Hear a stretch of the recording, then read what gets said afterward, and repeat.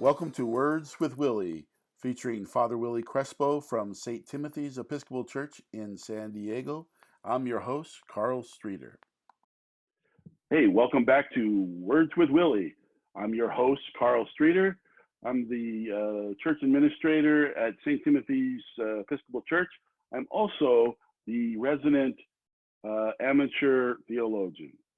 Our star of our show is the rector of St. Timothy's Episcopal Church in San Diego, Willy Crespo.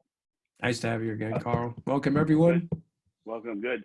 And we want to begin today's episode with idols. And the first question out of the bat is, what is an idol? Oh, I'm glad you asked. Because as you read the Bible, especially beginning with the Old Testament, straight through the New Testament, God is always prohibiting the worship of other gods, especially idols. Idols that take away the relationship between themselves and the living God. And it's pointed out throughout the Bible that these idols are creations of our hands. And there are three separate definitions I want to share with you today, if I may, about idols. Idols, I remember one time when I was in seminary, one of my professors said, that which gets your attention gets you, and that which holds your attention is your God. And the idea of an idol as holding your attention is a very powerful image where one serves the idol. And that's the first characteristic of an idol, is that it requires submission. And I thought I would share with you just a text, if I can, from the book of Job, chapter 31, where it says, I have made gold my trust, or called fine gold my confidence.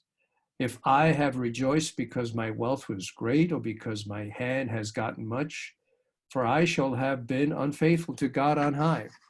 And that's the first quality of an idol, submission, that you give over your belief system, your trust systems, even your relational systems to it. And it becomes just really kind of a one-way relationship between yourself and this object that the second quality says is the work of your hands.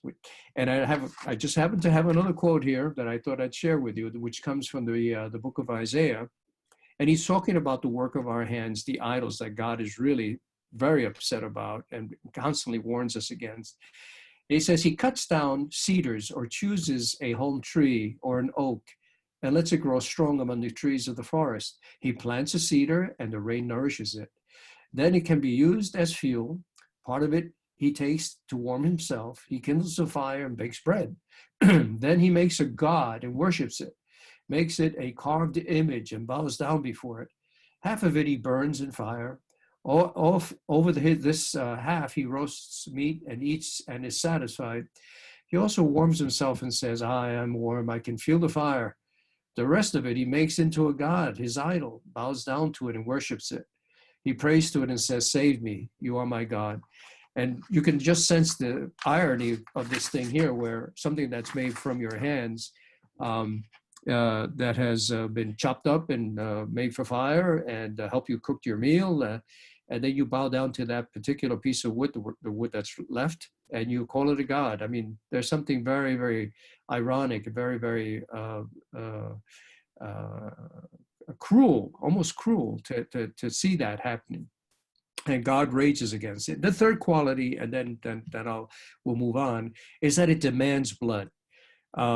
We know that things that we've created by our hands, whether there is a structure, ideology, politics, economics, any particular kind of reigning of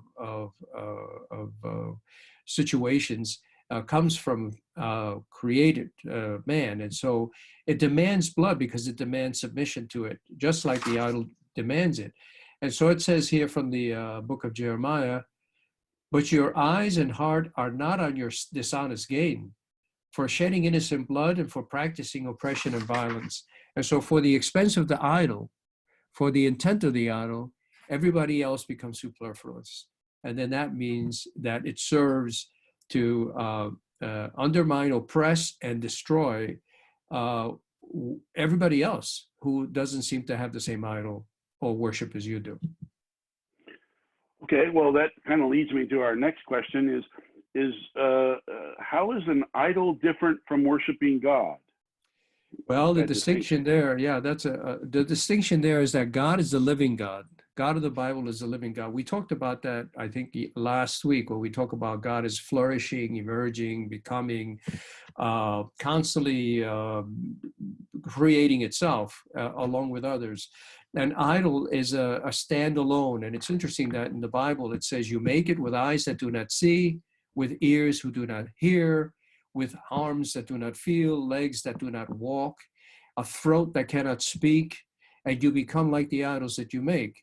In other words, it has no dynamism, it has no otherness, it has no relationship with people, and it's just something to satisfy the eyes. So an idol is something that we've created, something that doesn't give back. It's one that demands submission, blood, and it is the work of our hands. Now, God in the Old Testament as well as in the New Testament has always wanted a relationship with us. It's a give and take relationship where there's an ebb and flow. There's the joy and surprise of that relationship, and there's the growing between them because and through that relationship. An idol is an empty vessel that we have selected and made. It could be an ideology, like I said earlier, and it could be something that we put up as a value, and everything else becomes subjugated to that. Yes, sir. Well, and I think there's many examples in the Old Testament where people argued with God, and there was a back and forth, and there was a negotiation with God. God wanted to wipe things out, and Moses came along and said, "No, no, no, don't do that." Jacob wrestling with God. I mean, there's a sense in which we that relationship is a give and take. There is an element of obedience, but it's an obedience in a loving, responsive way, as opposed to this kind of way that you described as an idol. Well, that's interesting. We talked about the worshiping of God and idols, but can an atheist worship an idol? I believe so, and this is the interesting thing, especially in modernity, where a lot of people say, they're not religious. In fact, a lot of them say they don't believe in God. They're atheists because the premise of God and God's presence in our lives is superfluous. But they are perhaps at some point maybe idol worshipers. I mean, they may be caught up in the market, the stock market, the ups and downs of the market. Their moods are affected by those numbers. There's also idol worshipers, the atheists, who can get caught up perhaps with the ideology, the politics. What we have right now today is we have a split nation with people siding on different sides. Even religious groups are siding on different sides, and they're fighting over an idea that somebody has created, somebody holds to be true and wants it to be absolute. And so people can fall into that category. So the politics also is something that we've gone to war for, and we've killed for, we've demanded blood and sacrifice for that. But these are things that are not God. These are things that we've created. Politics is something that we've created as a way of dealing with power. Ideologies are our ideas of how we should live and how the world should run. And then the economy is how we consider fair trade and all that, and how we amass material goods and how we exploit the earth. And so these things fall on the side of ideas, but they are demanding worship, submission, and blood. As opposed to a relationship that God demands from us. Yeah, and some of the things that come to mind is you mentioned that is how you can get caught up in fame, something that you have an image of that you need to be like the perfect singer, the perfect dancer, those kind of things that you can easily get caught up and sacrifice and shed blood for, for that. Even living up to your parents' idea of who you are, I think can you can worship that. And even though we may rebel against it, we still find it as a center of our being. So let's talk a little more about where do you find some modern day idols in our society? Well, I think you mentioned a couple already, which are very good. The idea of perfection, and some people's lives are ruined because they're not just perfectible. Musicians will practice and practice, but there's something else that comes into play when someone is great. You feel something much more than just a technical achievement. You feel a presence, you feel a connection, you feel a transcendence, an immanence in that particular playing. Same thing with sports. Sometimes there's an athlete that stands out, not because he's just good, but because he's so grounded in what they're doing. So these are some of the instances in which modern day people get caught up. Even some people who want to know everything, who have to know everything, who have to know every fact, who have to know every date, every particular author that there is. There's something eerie about that, because you wonder whether it comes from inspiration and love and just the joy of learning, or is it because there is this, at base, there might be an insecurity that has to be compensated for. And so the beautiful thing, and I think you mentioned it last week in our conversation, is that worshiping God is a relational reality.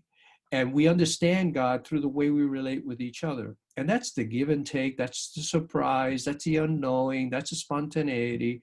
That is what I hope religion will instill in all of us, that when we come to church, we don't come to become perfect. We come to church to be able to relate to each other in a way that is open, accepting, confirming, and giving the other person a chance and room to live out who they are, and indeed have the encouragement to be that person. Amen.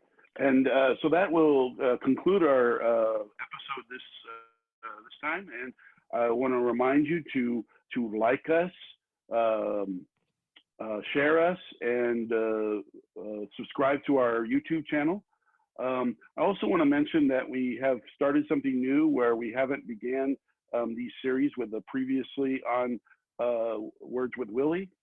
We've done that so that it shortens the video, and we also have taken those short versions and moved them to Facebook to broaden our appeal. And also remember, these shortened versions are somewhat like Cliff Notes. They're wonderful, but it's when you read the entire work of literature that you get inspired and get really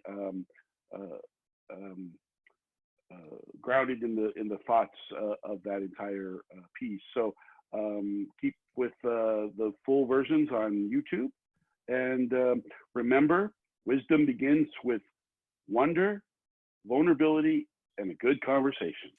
Thank you. Thank you, Carl. See you next time.